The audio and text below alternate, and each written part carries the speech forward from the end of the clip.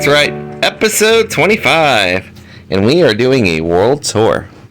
But it's not any world tour, it's a very special one because it's my first. And in this world tour, you and I are going to be taking a special journey and looking at and sharing moments in the history of this world, the memories that we've created together, as well as even a little bit of behind the scenes.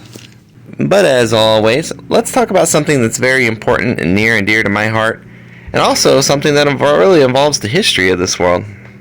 But as always, let's talk about something that's very important and near and dear to my heart, and also that's something that shaped the history of this world. Fan appreciation. So it all started nearly 5 months ago. According to my game day planner up there, I have about almost 800 days in the world, and I shared a lot of memories with my fans. For example, at the start of every episode, I usually thank my fans and share their names on the screen. How I used to do it was I used to put them on a tree. So we have Soup King, Red Ace. These were two original ones that commented on my videos a lot. And I know Red Ace is kind of busy, and Soup King, he used to give me all sorts of cool ideas for this world. Zali also was somebody that joined. A great name changer. Names of my game, My Wonderful Wife, and Gennady. These are all my original supporters, and the fan base has really grown quite a bit since then. In fact, according to my last episode, which was really just a tutorial about tic-tac-toe, these lovely fans right here all showed their support by commenting on the video and watching it, so thank you all so much for all of your kindness and what you do. Over the months, I tried to find different ways to show that I appreciate you guys. For example, with Zali, for example, I dedicated the first home that we made in this world, right here, to him. And it was pretty cool. We got to work on it together, and you guys enjoyed that pretty well. There's not too much into it. I've actually moved out of the house. Used to have bookshelves in there. Now, for example, I just keep my bows from fishing. Different fishing rods in it. So it's a place that I come when I decide to go fishing. You might notice that I have a bunch of mystery blocks. We'll talk about them here in a moment or two when we get into history. But at any rate, I'm always trying to find ways to show how I can appreciate you guys, because it really means a lot to me that you comment on the videos, that you watch them, and I really enjoy interacting with you. And I want to focus heavily on interacting with you guys in the comments, while offering you a quality video as well, especially with newcomers coming along. I don't want them to feel like most of the videos about commenting. Of course, if I could, I definitely would do that. But I gotta offer something a little bit for everybody, so I want to focus heavily on your comments and chat with you there, and show a brief showcase of you on screen, of course, as well, like I just did. So let me show you other ways that I've shown that I appreciated you guys. Alright, so this has been a pretty fun way, and hi, how are you doing? I think this is Red Ace. Red Ace, can I come in? Do you mind?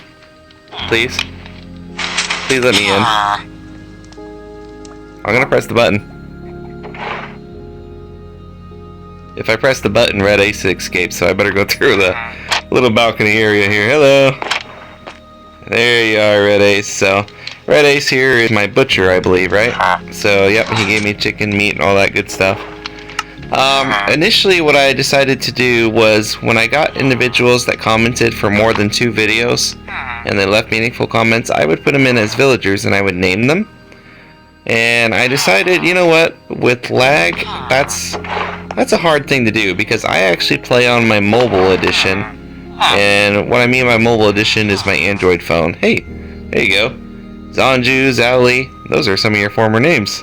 We got HS Keen U, and boy, it just keeps changing, so I really like this. The interaction with you guys as villagers are super fun. Here's Soup King. Hey, Soup King. I never did bring you back a book, but we're going to continue to work on that, okay? Maybe we can actually build a library here soon, and a museum, and if you want to, you can go live there, and it's going to be cool. What do you think? You gonna think about it? Okay, well, you think about it. But at any rate, so I really enjoyed working with the villagers. It's just, if I were to keep up with villagers, it'd be pretty hard. There's Gennady. Gennady is my map maker of the world. And then I believe this is names. Names. Right. Yep. Names that push me around. Like you always do. No, you don't really push me around. She's a nice lady. She's joined me on several different occasions when exploring the world, so... Anyway, so I want to figure out other ways to show that I appreciate you guys other than just naming you after villagers, so... We can come up with that. If you have any ideas, leave them down in the comments. A few things that I have in mind we'll talk about perhaps on another episode or so, but... Where we're at right now, this is kind of my... Whoa, hello. Shoulder bumped me. This is kind of my central area that I go to when it comes to just basic organization existing in the world. Think of it as like my main hub, right? So I spent quite a number of episodes. Is that a cat? There's a cat in the weeds. Interesting. I spent quite a number of episodes just kind of building up this area. Soup King, for example, said that it was like a castle, right? So we have the walls building up, and I should continue to extend that. Up there, this is a massive sugarcane farm, and it's only like halfway complete. I need at least 4 more of those towers, and then I can get, not sugarcane, but kelp. I can get kelp going, and that's going to be cool. Turn it into an auto smelter. This is like a free roam area for the villagers, so the villagers, if they want to, can just come in here and just exist. Like, I don't want you guys to feel trapped behind a little wall. Behind the door, I have my Nether portal, which I don't know. I mean, you guys seen a little bit of the Nether, but not very much. That's where I spend most of my time behind this, behind the episodes anyway. So we can definitely get a look at it. And this is where my kelp farm is. So, but it's really neat. This area has actually been built up quite a bit, and there's a lot of special things to it. But why don't we go back to the beginning and really get a good history of this world and who I am as a creator. Okay, so here it is. So we are all the way back almost at the beginning of this world, and this was the first kind of exploration base that I made. It's just a small little guy, and look here. The sign is Exploration Camp Number 1, so it's the only exploration camp that I've ever made, but it's pretty cool. I like it. Oh, hey, I got 5 diamonds in there? Oh man, that's pretty cool. Alright, so let's actually talk about what this world is and what it was, really. This world began as a Realismcraft world. So what that means is I downloaded a world pack called Realismcraft when it came out. And it was kind of at the beginning of when Mojang started releasing add-ons on the marketplace. And this was part of the normal like mashup world kind of add-on type situation. So I downloaded it because I've always wanted to play with shaders, and I can't do that on Android, and this was close enough to it. And we ended up on this world. Now, Realismcraft added things like wind and fog, different effects like that, and it also had special blocks. And that's where these mystery blocks come in. So, because I record on my phone, sometimes performance-heavy add-ons and stuff like that in Worlds can cause problems, and it causes my screen recorder to crash. So, I eventually had to get rid of Realismcraft and go down to Visual Effects add-on for Realismcraft. So, I can still add the fog, or I can still add different effects like that. But a lot of the blocks that this world is generated with are now those unknown mystery blocks. And really, it kind of adds a little bit of lore to the world. I blame it on the Ender Frogs. They broke my world, but yeah, it is what it is. And so this world kind of, in a way, changed from Realismcraft to more of a vanilla survival type situation with some add-ons on it, right? So, nothing that really changes world generations per se, but I do like to play with add-ons, and that's how we ended up here. Now, for newer players that may not know me, I am Ivyman1992. I started playing Minecraft back in the Nether update. To give you an idea of how long I've played, take a look at this. So 135 days. That's absolutely insane for the amount of time that I've played Minecraft. So if you multiply 135 times 24 hours, that's a lot of hours. I've mined over 1.5 million blocks, defeated 75,000 mobs, and I've traveled 163 million blocks. That is absolutely insane. Now, Minecraft is very important to me, and it's a special part of my life. So I began back in Nether update, which is 2020. So some of you may remember that being the COVID pandemic. Everybody was sick and couldn't go outside, and we had to stay inside. Yeah, that was a bad time. we don't like that. But at any rate, Minecraft became to me a spot to actually fill a void of sadness and depression. I actually deal with anxiety and depression in real life, and it has gotten, it's taken over quite a bit of my life, but it's gotten a lot better, right? So thankfully I have a good support group of friends and family that care about me, and I love them, and they've actually helped me through quite a bit of stuff, and Minecraft has also helped with that. It provides an emotional outlet and a creative outlet to express how I feel. And to be completely honest with you, I literally play Minecraft about a half an hour to an hour every day or so. So, yeah, I spend a lot of time on here. And this is not my first world, but I hope it to be at least a forever world. Or, about a year maybe, hopefully longer. But this is my YouTube world, let's put it that way. And that tells you a little bit about me. So, favorite block, I like deep slate coal. I think that's a super fancy block, and it's hard to get. I really appreciate that. Favorite dimension, I like the Nether. It's weird, it's strange, I know, but it's a hot place and you gotta go. Favorite mob, I like piglins. Yep, those ugly meanie heads. But they're my favorite mob, and I enjoy them very, very much. And in general, I just enjoy mining and fishing in Minecraft. Those are my two favorite things to do, and I do a lot of them behind the scenes. But before we talk about the behind the scenes stuff, we have a very special area to visit. So, my first 3 episodes were actually spent in the deep dark. Now, that might be a little bit creepy for some and difficult, but I really wanted a challenge, and I thought it would be cool to be able to see what the deep dark would look like inside Realismcraft. And it didn't disappoint. It was very pretty. If you haven't got a chance to look at it, go back to my first 3 episodes and you can get a good idea of what the ancient city looks like in Realismcraft with like shader type stuff.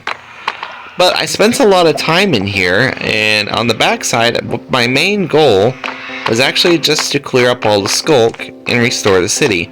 So you can see I started to do that in certain points, but I got wore out of it, and I didn't have a lot of material.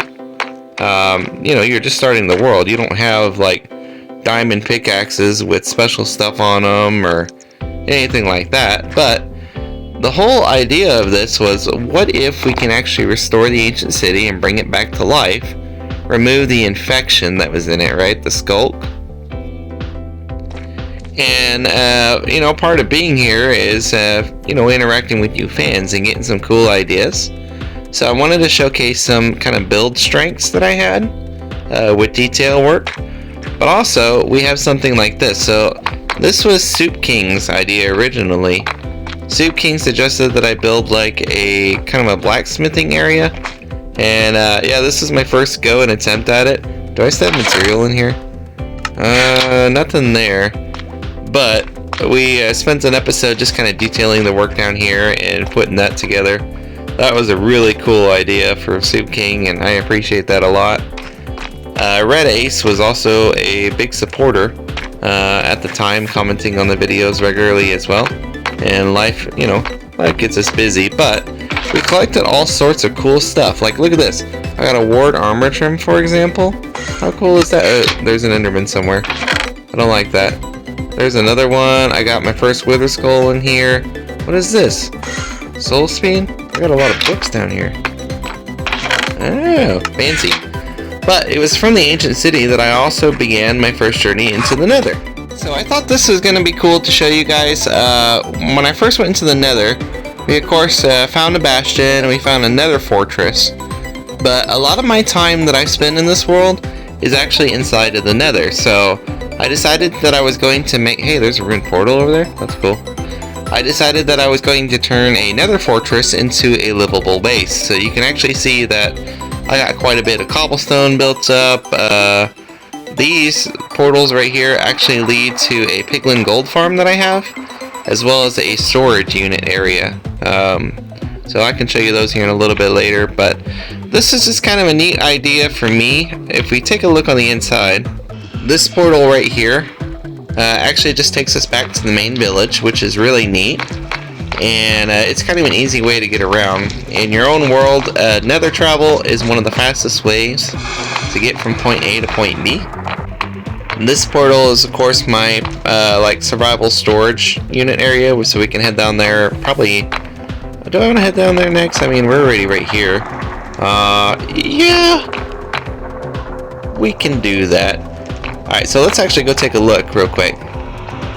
Okay, so before we head into like what I did originally in the Nether, this is my main area where I spend a lot of time if I'm in the Overworld. Now, like I said, a lot of times I'm in the Nether, but in the Overworld, this is my area.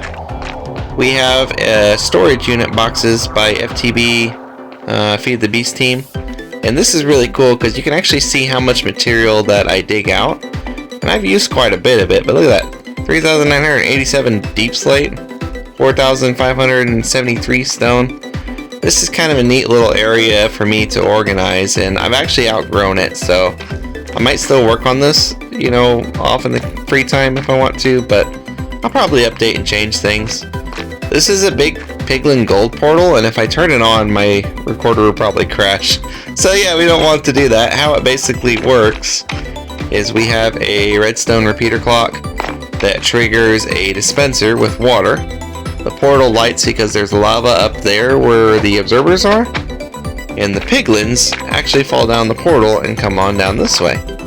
Okay, so back in the Nether, I have a blaze farm that we built in one of the earlier episodes. I had switched it to peaceful so that you know, we can avoid like lag from entities and stuff, and it doesn't, you know, get too bad in here. So the blazes, they come out of that little guy. They flow down the lava pike here, and then they come out the bottom. Okay, so I got a little staircase that comes underneath, and the blazes, as they flow down here, they just allow me to whack them, and they don't see me because of the slab, which is nice.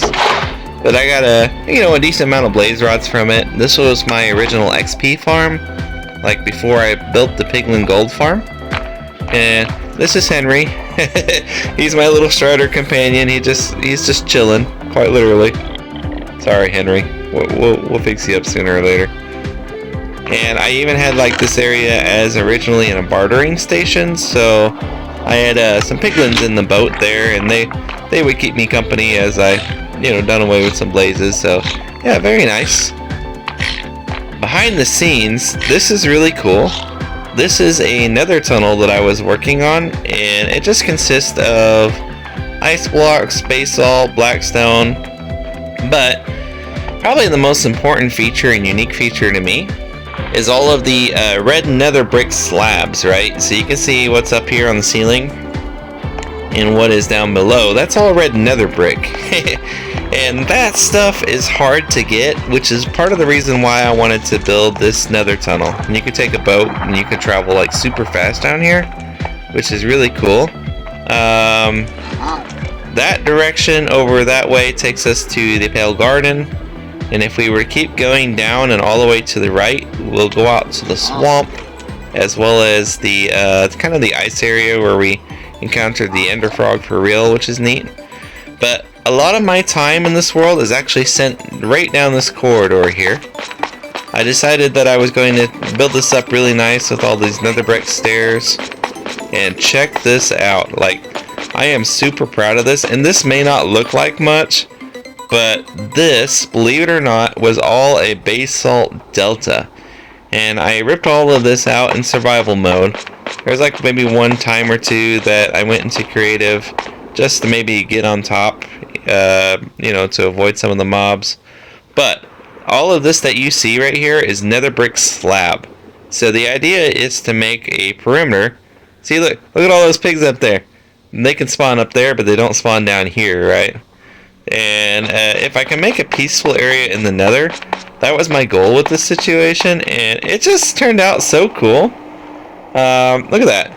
Like, render distance is actually causing that to fade out, so this shows us just how far and how big this platform is. But I've spent hours and hours working on this as a project, and I've never shown you guys. But seriously, like, of all the things in my world behind the scenes, this is like one of the biggest projects behind the scenes that I've been working on and that I'm super proud of.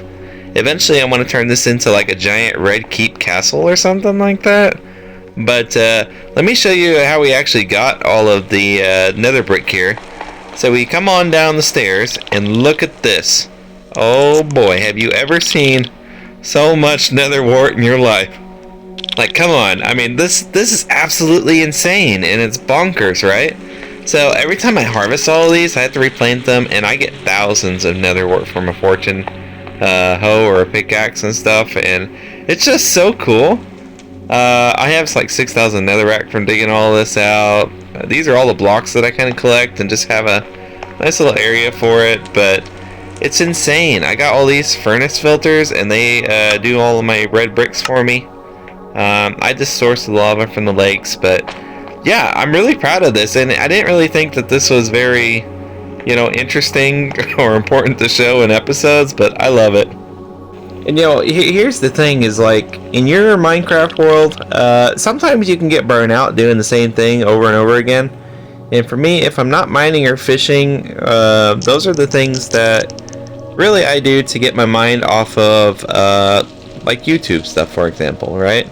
So let's face it, you gotta have something that you can just de-stress with and disassociate with YouTube videos, for example. So yeah, you gotta have a place that you can just really de-stress and just come to and relax in your world.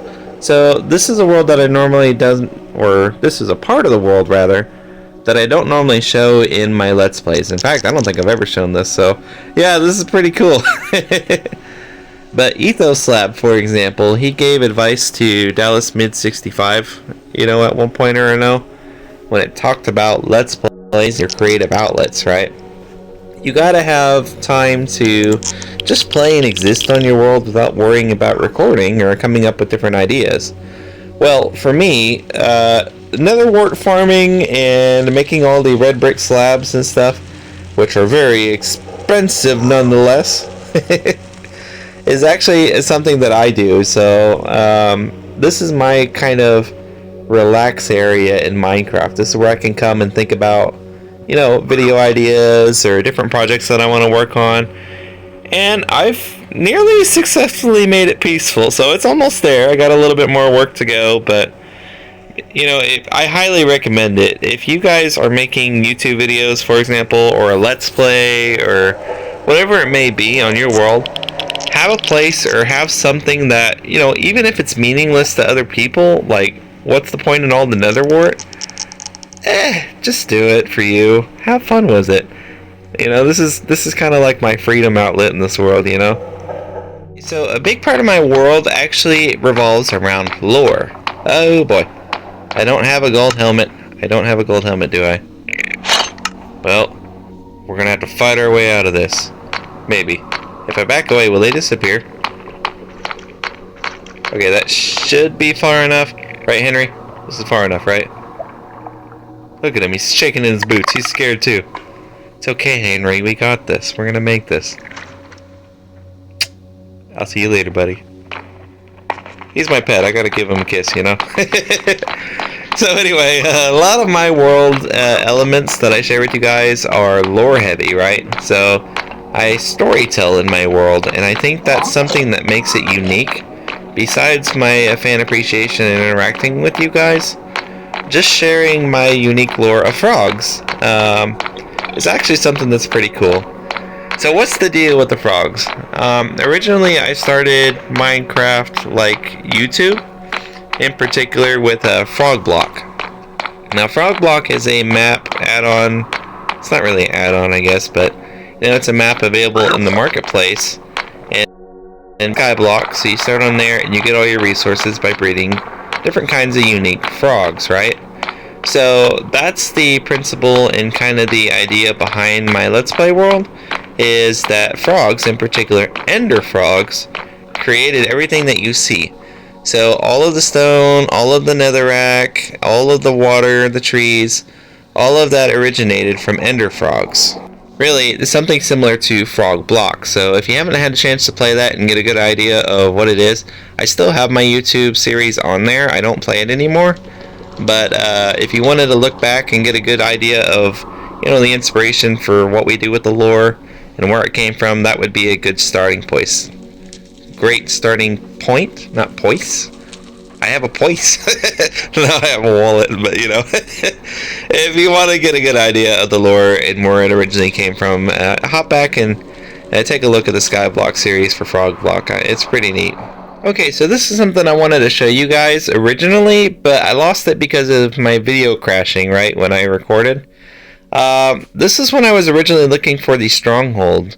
So I didn't cheat to find this, by the way. I actually, got my Eyes of Ender. I went to an exploration to look for it. And this was a pain in the neck because, for whatever reason, the stronghold actually generated underneath the ocean. And never, like, in my 4 years of playing Minecraft, have I seen a stronghold generate underneath an ocean biome. So, yeah, this was pretty frustrating to find, but it was pretty cool. Let me show you something here, pretty important to me. Alright, so here we have it. I believe that this was originally a suggestion by Gennady. We talked about, what can you do with this stronghold and decorating it. So this was my take at it, and it brought lore into my world. So originally we had Frankenfrog. So Frankenfrog is my monster farm in my main village area. So we can take a look at him later, if I don't forget, of course, I got squirrel mentality, so you never know. If not, I'll show him in the next episode. He's currently getting worked on and getting a revamp in his belly. So, yeah, he's doing good. So the idea behind this was that ender frogs actually guard the portal. And they create a different kind of prospect for me in this world. And, great lore, a story. So this was actually a very important thing to the ender frogs. And I found a book here called Chronicles of Time. Location Ender Frog Stronghold. So I'm not going to go ahead and read it because I did cover it in my Stronghold episode. So you're welcome to pause the video or take a look back at it. But this gives us a brief history of our lore in our world with our ender frogs. The gist of it is they created this world and there was a conflict. So they had to escape back into the end portal. And we have a war with the gold ones and the blue one, right? So, I still haven't figured out who the blue one is. Maybe I'm the blue one. I don't know. Who's the gold one? We might find out later. The Ender Frog must appear to me again and seek me out. Find me and tell me your story, please. I miss you. Please. But anyway, so if we come to different directions and where we're at, if we head down here, for example, this portal actually takes us to the swamp. Now, the swamp is pretty special because that's where we met our Ivy Jr., our little baby frog. So, we got him there, we got to spend some time with him, and we were doing frog research. So, I'm not going to go through the portal because for whatever reason, my screen recorder does not like the swamp. And if it goes in there, it'll probably die. So we don't want to do that. But just know this is where Ivy Jr. comes from. And we can actually go see Ivy Jr. next. But the swamp was kind of cool because that was my first real attempt to attract the ender frog other than the stronghold build, right? And we actually got a partial sighting of the ender frog. How cool is that? Now, there was a little bit of confusion there because was it Ivy Jr.? Or was it an ender frog? I still don't know. I think I was hallucinating, but we'll see. That was until we reached the next build. Alright, so here it is. So, originally when we came here, we were trying to figure out, where Ivy Jr. wanted us to go, and he led us in this direction. So he built kind of like a little basic wood shack, but we were not successful in actually attracting an ender frog. So, we had to ask our little fans here, our lovely fans, you guys, what to do, and you guys did not disappoint. For example, one dear lovely fan, and I'll put your name here on the screen right now, suggested that we make a structure to attract the ender frog. And how cool is this? This was made out of end stone, really to represent their behavior and where they came from. There's a blackstone frog, so we got the nether part of the whole lore. Crying obsidian was actually really cool. And yeah, this is our first location that we attracted the ender frog at. And there's also a little special scene right here. Rest in peace, our feathery chicken. It was a sad day. We only knew our furry friend for 30 seconds. And yet his life was struck down by a heartless fox. So, as always, let's take a brief moment of silence in remembrance of our little furry friend. Furry, feathery. Well, yeah, he's got feathers. He doesn't have fur. If chicken had fur, that'd be weird. Anyway. Carrying on. Okay, so here's the thing. I'm actually going to take you guys a little bit more behind the scenes. So, we talked about our ender frog discussion there where we finally got to meet the ender frog. That was a really cool experience, and if you didn't realize it, the voice of the ender frog is actually names on my game, My Dear Wife. So, really cool. If you got to watch the Pale Garden episode here recently and her voice sounded familiar, that's the reason why. She volunteered her voice as the ender frog. Now, here's the thing. When you make a movie, there's always like behind the scenes edits and how a movie and stuff was made. I'm going to show you something very important when it comes to the ender frog, as well as Ivy Jr. and Shrek the Frog, right? So, don't be shocked, but you're going to see the ender frog. Okay, so here we go. Ta-da! So we have Ivy Jr. in the middle, then we have Shrek the Frog over there, and then we have our ender frog, right? So, my beautiful names, she does the voice of the ender frog, and there they all are together, right? So, this is how we accomplish our little ender frog scene over there. I bring the ender frog with me, and I do glitch scenes. And it's just really cool experience, and really neat. If you didn't know, I make add-ons for myself, and that's how we actually get the movie magic, so to speak, of the ender frog. So, really cool. And we are back at the main village, and I have Frankenfrog behind me, right? So, this is my mob farm, so Frankenfrog gets some skeletons in his stomach, some zombies, the occasional spider, creeper, and he drops them down into his gut, and his little, products come out over there, and yeah, I got a little mob farm. So I make use of Frankenfrog when I mainly do fishing, and I fish here a lot. I mean a lot. So this is part of the thing I do behind the scenes, right? So, but at any rate, I just wanted to thank you sincerely for coming along with me on my first world tour for episode 25. Can't believe it's really been 5 months since I really kickstarted my YouTube again, and I'm not monetized or anything like that. That is a goal in the future, but I just really like putting out Minecraft videos. It's a hobby for me, and it's something that I enjoy sharing with you. So if you made it to the end of the video, just know that you're very much appreciated, and these videos couldn't be made without you, your kindness, and your support. So thank you truly for all that you do, and for supporting Ivy Man 1992, and for supporting me as well. So appreciate it. I hope this gives you a good look of my world and what I do behind the scenes, as well as maybe some inspiration for your worlds as well. Just stick with it.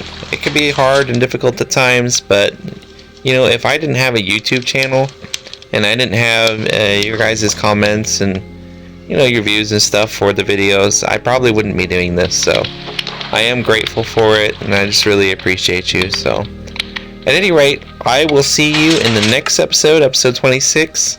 Haven't quite decided what we're going to be doing yet. We might do some house cleaning, as I have a lot of chest monsters all throughout my world, and that might be nice to build an actual storage area somewhere or a museum. We'll think on it and stuff, but it's been a much needed break, and I really appreciate each and every one of you. So wherever you are, have a great night, a great day, and I will see you in the next episode of Realismcraft.